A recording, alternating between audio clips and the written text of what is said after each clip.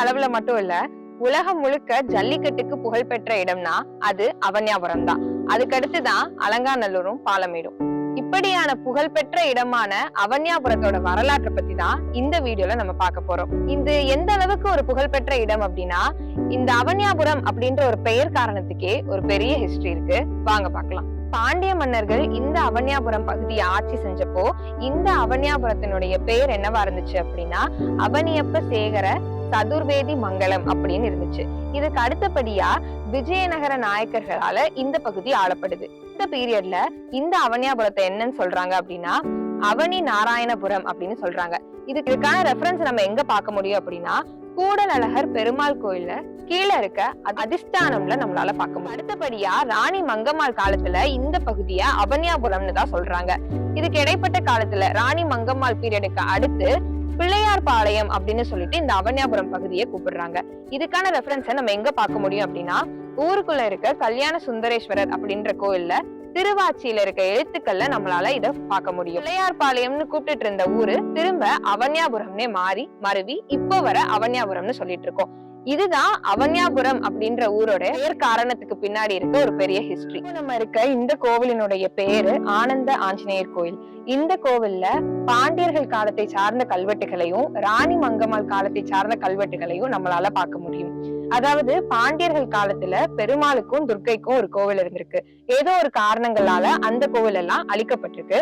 அந்த கோவிலோட எச்சம் தான் இந்த கல்வெட்டா இப்போ இருக்கு. பாண்டியர்கள் காலத்துல துர்க்கைக்கும் பெருமாளுக்கும் ஒரு கோவில் இருந்திருக்கு. அந்த கோவிலுக்காக ஒரு சில நிலங்களை தானமா கொடுத்திருக்காங்க.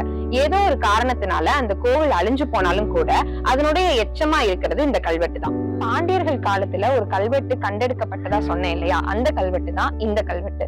இந்த பகுதியினுடைய பழைய பெயர் அவனிப்ப சேகர சதுர்வேதி மங்கலம்.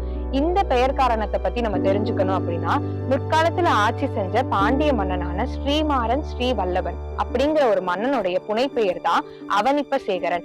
அவர் இந்த பகுதியை ஆட்சி செஞ்ச காரணத்தினால இந்த பகுதிக்கு அவனிப்ப சேகரன் சதுர்வேதி மங்கலம் அப்படிங்கிற ஒரு பெயர் வந்ததா சொல்றாங்க.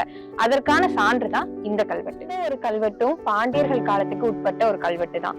அதாவது இந்த கல்வெட்டோட இன்னொரு தனி சிறப்பு என்ன அப்படின்னு பார்த்தோம்னா, இந்த கல்வெட்டை வெட்டினவரோட பேரும் இந்த கல்வெட்டுல சேர்த்திருப்பாங்க. கல்வெட்டை வெட்டினவரோட பேரு தேவன் பனையன். அந்த ஒரு பேரை இந்த கல்வெட்டுலயும் நம்மளால பார்க்க முடியும். அதாவது பாண்டியர்களோட ஆட்சி, அதுக்கப்புறம் நாயக்கர்களோட ஆட்சி, அதுக்கப்புறம் ராணி மங்கம்மாள் ஆட்சிக்கு வர்றாங்க. அந்த டைம்ல இந்த ஆஞ்சநேயர் கோயிலையும் ஒரு பிள்ளையார் கோயிலையும் கட்டுறாங்க.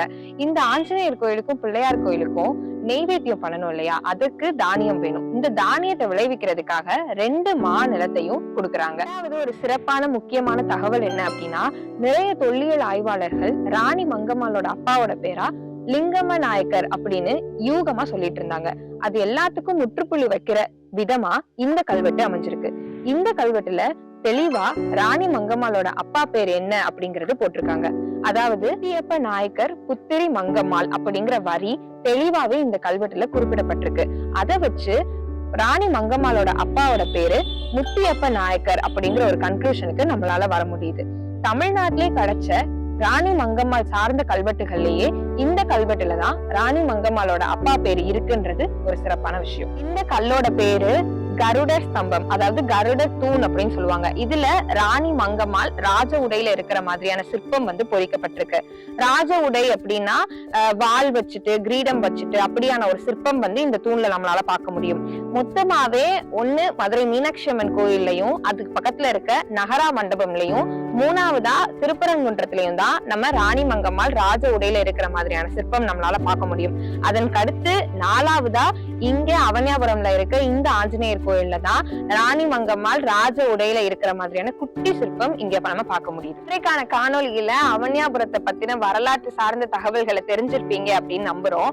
வரலாற்றுல ஆர்வமா இருக்க உங்களுடைய நண்பர்களுக்கு இந்த வீடியோவை ஷேர் பண்ணிட்டு, இதே மாதிரி வரலாற்று சார்ந்த விஷயங்களை நீங்க தெரிஞ்சுக்கணும் அப்படின்னா நம்ம சேனலை சப்ஸ்கிரைப் பண்ணிட்டு பெல் ஐக்கானையும் கிளிக் பண்ணிடுங்க.